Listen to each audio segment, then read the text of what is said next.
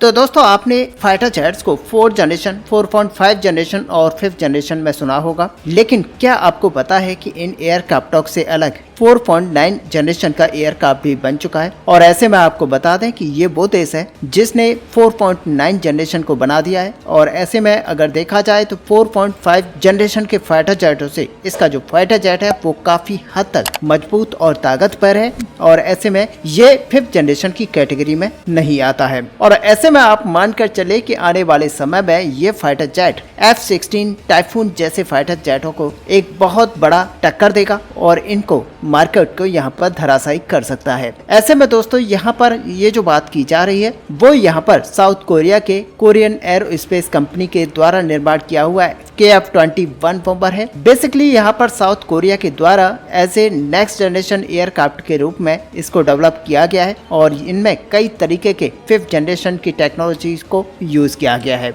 लेकिन इन एयरक्राफ्टों को proper 5th generation के फाइटर जेट के रूप में नहीं बनाया गया है। और हाल ही में कोरिया एरोस्पेस इंडस्ट्री के चेयरमैन की तरफ से इस फाइटर जेट को लेकर एक बयान देते हुए ये बताया गया है कि वॉरमेयर एयरक्राफ्ट एक 4.9 जनरेशन का एयरक्राफ्ट है जो कि राफेल, टाइफून और F-16 जैसे बेहतरीन एयरक्राफ्टों को आसानी से मात दे सकता है। बेसिकली वॉरमेयर एयरक्राफ्ट एक ब्रीफ इंटरव्यू के दौरान यहाँ पर बताया गया कि वॉरमेयर एयरक्राफ्ट के बारे में कई तरीके की जानकारियां पब्लिक के सामने रखी हैं और उनकी तरफ से ये कहा गया है कि करीब 9 साल पहले साउथ कोरिया के कोरियन एरोस्पेस कंपनी के द्वारा नेक्स्ट जनरेशन के एयरक्राफ्ट के रूप में वॉरमेयर एयरक्राफ्टों को बनाना स्टार्ट किया गया था। और ये वॉरमेयर एयरक्राफ्ट असल में केवल मात्र कोरियन एरोस्पेस इंडस्ट्री के लिए नहीं बल्कि संपूर्ण साउथ कोरिया के लिए एक बहुत बड़ा माइलस्टोन है। हाल ही में इन एयरक्राफ्टों के प्रोटोटाइपों के फर्स्ट फ्लाइट को कंडक्ट किया गया और इसके बाद में कई सारे सीरियली टेस्ट किए गए और उसके बाद में यहाँ पर जो साउथ कोरियन एरोस्पेस इंडस्ट्री है और साथ ही एयरफोर्स है उसके बीच में इन एयरक्राफ्टों को लेकर एक बड़ा समझौता साइन हुआ जो बेसिकली इन एयरक्राफ्टों की इनिशियल प्रोडक्शन वेरिएंटों का और साथ ही अगर यहाँ पर देखें तो रिपोर्ट्स के मुताबिक साल 2026 से इन एयरक्राफ्टों का इनिशियल डिलीवरी को साउथ कोरिया की एयरफोर्स को करना स्टार्ट कर दिया जाएगा। और दोस्तों इन एयरक्राफ्टों के सहारे केवल यहाँ पर साउथ कोरिया ही अपनी एयरफोर्स को मॉडर्नाइज नहीं करेगा बल्कि नेक्स्ट जनरेशन के एयरक्राफ्टों के डेवलपमेंट के लिए भी इन एयरक्राफ्टों का काफी महत्वपूर्ण भूमिका रहेगा। ऐसे में यहाँ पर आपको बता दें कि रिपोर्ट्स में यहाँ तक दावा किया जा रहा है कि फिलहाल इन एयरक्राफ्टों को एक 4.9 जनरेशन के यानी कि ऐसे कहें कि -5th जनरेशन के एयरक्राफ्टों के रूप में डेवलप किया गया है, लेकिन इसके जो आने वाले वर्जन है वो एक 5th जनरेशन का फाइटर जेट एयरक्राफ्ट होगा। यहाँ तक कि कोरियन एरोस्पेस कंपनी के एयरक्राफ्टों में इस्तेमाल होने वाले कई तरीके के कटिंग एज टेक्नोलॉजीज को यहाँ पर इस्तेमाल किया गया है और ऐसे में उनका अब ये कहना है कि अब टेक्नोलॉजी इन एयरक्राफ्टों में इस्तेमाल की गई है वो करंटली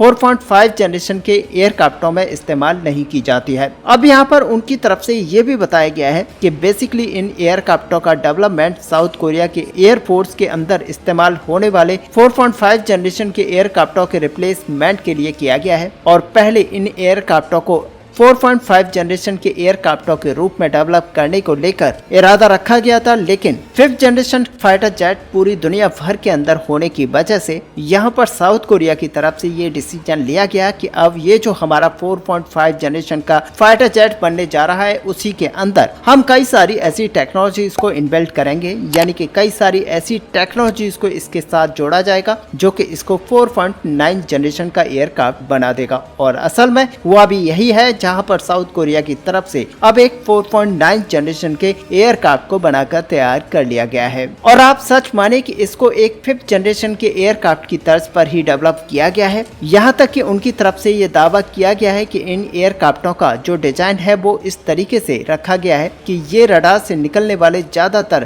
किरणों को ऑब्जर्व कर पाएगा, यानी कि ये एयरक्राफ्ट लगभग 5th जनरेशन के एयरक्राफ्ट के रूप में काम करेगा। यहाँ तक कि इन एयरक्राफ्टों में आर्टिफिशियल आर्टिफिशियल इंटेलिजेंट टेक्नोलॉजी को इस्तेमाल करने का बात यहाँ पर कहा जा रहा है, जो कि काफी कम एयरक्राफ्टों में अभी तक इस्तेमाल की गई है। और यहाँ तक कि 5th जनरेशन के फाइटर जेट एयरक्राफ्टों के अंदर भी आर्टिफिशियल इंटेलिजेंट टेक्नोलॉजी को इस्तेमाल नहीं किया जा सका है। और आर्टिफिशियल इंटेलिजेंट टेक्नोलॉजी को फिलहाल 6th जनरेशन के फाइटर जेट एयरक्राफ्टों के लिए टेक्नोलॉजी के रूप में देखा जा रहा है। यहाँ तक कि उनकी तरफ से ये बयान में दिया गया है कि ओरिजिनली राफेल या फिर F-16 जैसे एयरक्राफ्टों को यहाँ पर 3rd जनरेशन के एयरक्राफ्ट के रूप में डेवलप करना स्टार्ट किया गया था और बाद में अपग्रेड करते करते इनको 4.5 जनरेशन के एयरक्राफ्टों के रूप में डेवलप किया गया। तो वहीं पर KF-21 एयरक्राफ्टों का जो डिजाइन है वो ओरिजिनली 5th जनरेशन के एयरक्राफ्टों के डिजाइन के हिसाब से बनाया गया है और इसको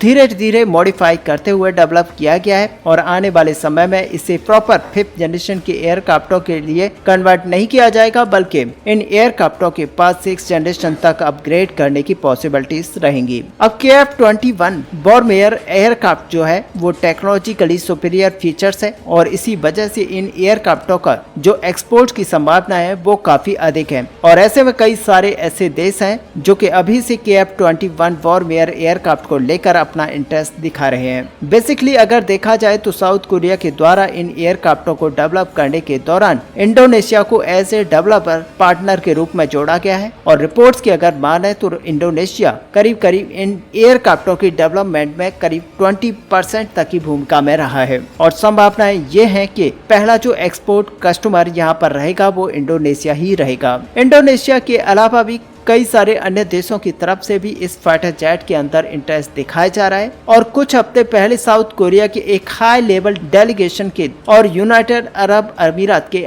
एक हाई डेलीगेशन के बीच में एक मीटिंग हुआ था और इस मीटिंग के दौरान KF-21 एयरक्राफ्टों का भी जिक्र किया गया। बेसिकली साउथ कोरिया इन एयरक्राफ्टों के पार्टनर के रूप में सऊदी अरबिया और यूनाइटेड अरब अमीरात को जोड़ना चाहता है ताकि अपने हथियारों के एक्सपोर्ट मार्केट को यहाँ पर और भी ज्यादा एक्सपेंड किया जा सके। यहाँ तक कि अगर देखा जाए तो पिछले सालों के अंदर साउथ कोरिया हथियारों के एक्सपोर्ट के मार्केट में काफी बड़ा भूमिका ले चुका है और कई तरीके के ऐसे हथियार हैं जो कि फिलहाल साउथ कोरिया के द्वारा अलग अलग कंट्रीज को एक्सपोर्ट किया जाता है, जिनमें साउथ कोरिया के द्वारा निर्माण किया हुआ K2 ब्लैक पैंथर जैसा K9 आर्टिलरी को भी यहाँ पर एक्सपोर्ट किया जाता है। और ऐसे में आपने देखा कि पिछले कई सालों में इसके फाइटर जेट को भी खरीदा गया है। अब ऐसे में KF-21 वॉरमेयर एयरक्राफ्टों को केवल मात्र राफेल यूरोफाइटर या फिर F-16 जैसे लड़ाकू विमानों के लिए एक बहुत बड़े खतरे के रूप में देखा जा रहा है, बल्कि आने वाले समय में ये भारत के AMCA एयरक्राफ्टों को भी एक बड़ा खतरा बन सकता है, क्योंकि अगर भारत AMCA एयरक्राफ्टों को इस एक्सपोर्ट मार्केट में उतारता है तो भारत का सबसे पहला जो फोकस होगा वो साउथ ईस्ट एशिया और गल्फ कंट्रीज होंगे। और फिलहाल अगर भारत के AMCA एयरक्राफ्ट जहां पर बनना शुरू नहीं हुए हैं तो वहीं पर साउथ कोरिया अपने